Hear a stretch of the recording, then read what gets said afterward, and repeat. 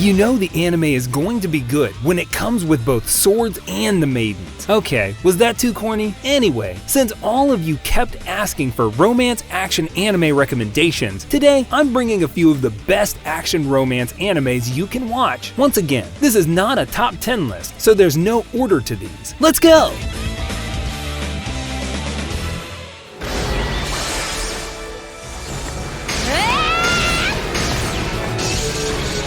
We all saw tons of those robot-human stories. I mean, the Vivi anime last season was a banger. What more could you ask for? But if you need a bit of romance in your artificial intelligence plot, then Beatless is the show for you. It starts off with a mystery, when an abnormal AI saves our main character and then asks him to be her master. I know the pacing of this show is like an express train, but just ignore that, will ya? Because this has some great emotional moments, plus some cool action scenes to keep you hooked.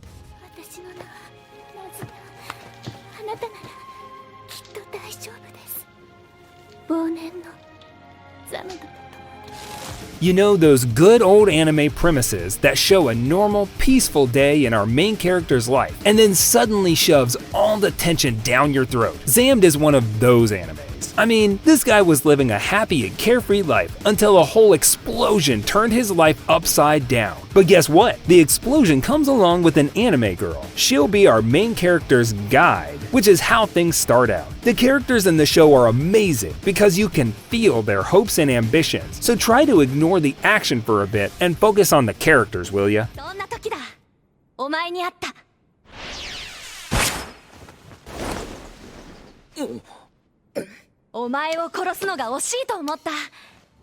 I covered this in a couple of my previous romance anime action videos, but I need to include this so any potential newcomers could find it. It's got the badass girl, the badass boy, the side characters wearing really skimpy outfits, and a decent political plot. At times, I felt like the animation could have been a bit better, but rather than that, there's a very interesting dynamic between the main cast. It's not every day enemies become lovers. Well, if you don't count tsunderes, that is. いつ日本に帰るの？今から帰るんですけど。本当？だったら一緒に帰ろうよ。I know we're supposed to talk about romance and action aspects of this show, but more than anything, I need to mention about the mystery. You just have to take one look at the synopsis to know, man, this show is going to space. From the start of the show itself, there is this huge mystery building up, urging you to watch one episode after the other. And along those mystery developments comes a slow romance, plus some cool action sequences. The only problem is that the show ends in a cliffhanger, which feels like a marketing trick for the 2 sequel movies.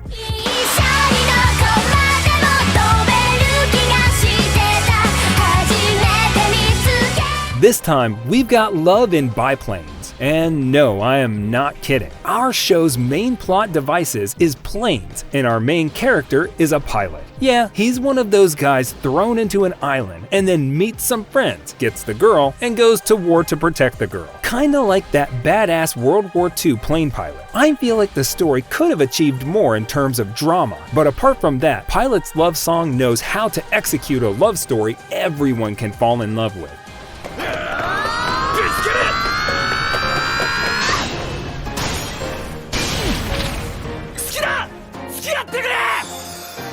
The concept of Romeo and Juliet has been done to death. At this point, the last thing that remains is for Shakespeare to come out of his grave and slap the producers in the face. But since that didn't happen before we got Boarding School Juliet, surprisingly, this anime is good, even though I went on expecting another generic romance anime. There's this childhood love story mixing in with an angry girl and a more neutral boy, both with teenage hormones running wild. I mean, the couple confesses while trying to kill each other. That's a new record, even for anime.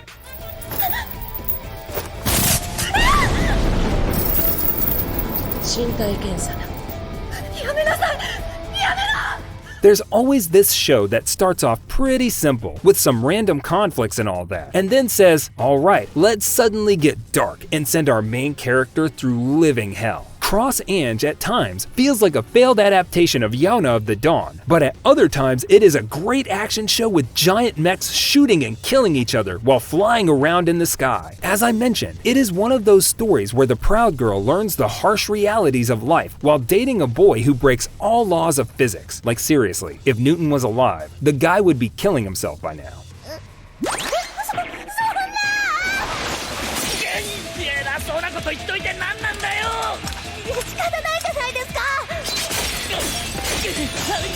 Since we're focusing on many modern romance animes, it's common for some old school shows to sink into the mud. In terms of animation, most of these old school shows are really bad, which is why I try to stay away from the anime. But Elemental Glade is an exception. Not every action romance show can combine great action and emotion really well, but Elemental Glade knows how to add the right amount of both while keeping a decent level of pacing. It starts off as a regular adventure romance story, but after some time, it begins to focus on the characters, and that's when you say, damn, how come I missed this show?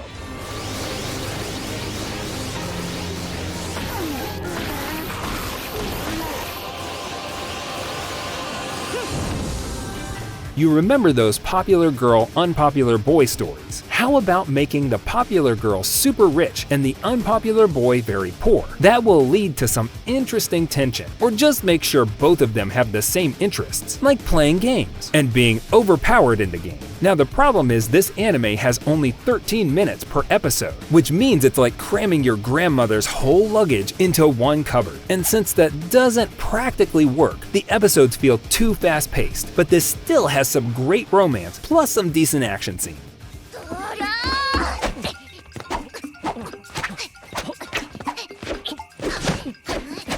There are some shows that you can't tell are going to be sad until you reach the ending. But then there are shows like Suka Suka, which waves a whole white flag while saying this anime is going to make you cry. One great thing about this show is the way it builds up the emotional tension of the whole show in a dramatic manner. The setting and world of this anime feels so complex, where humanity has almost vanished and is replaced by different creatures. Our main character is overpowered enough to win a fight in the bar, and the love interest comes with a white death robe, so make sure to take a tissue box along as well.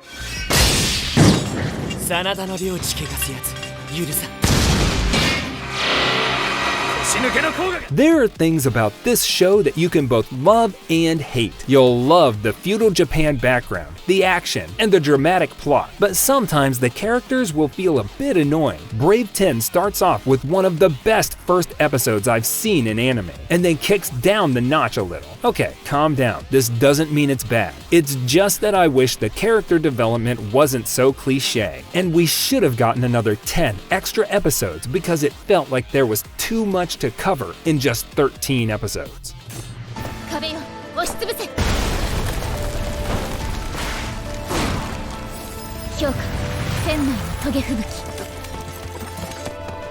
What if you just took out the concept of Lord Marksman and Venatus, improved the visuals, and then presented it with a different setting? I know our Last Crusade and Lord Marksman and Venatus have completely different stories, but the overall concept remains the same. The girl and the boy are enemies, but once they find each other, they immediately fall in love. And there's more magic this time too. Our Last Crusade doesn't have the best plot, but its action can definitely keep you hooked to the show.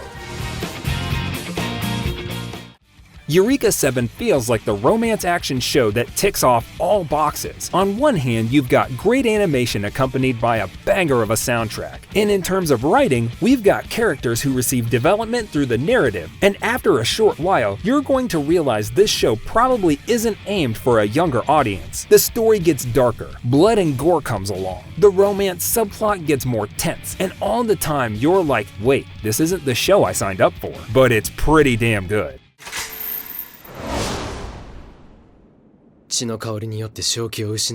Normally, when I say vampires, you're thinking, oh, it's those vampire romances again. And when I say this is a shoujo anime, you're going to kick the show out of your watch list, thinking it's another flowery romance show. But Vampire Knight is all about the emotional struggles, the dark character backstories, and tons of emotional drama. Rather than focusing on the vampires, this anime focuses on their backstories and why this whole school is such a weird place. And no, Don't expect Twilight romance in this one.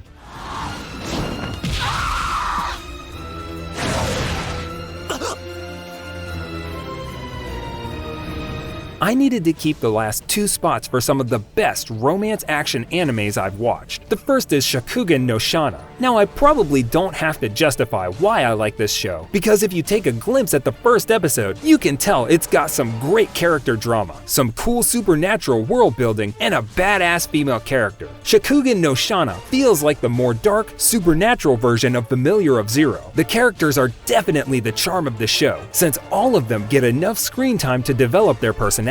If you love action anime, then give this a go.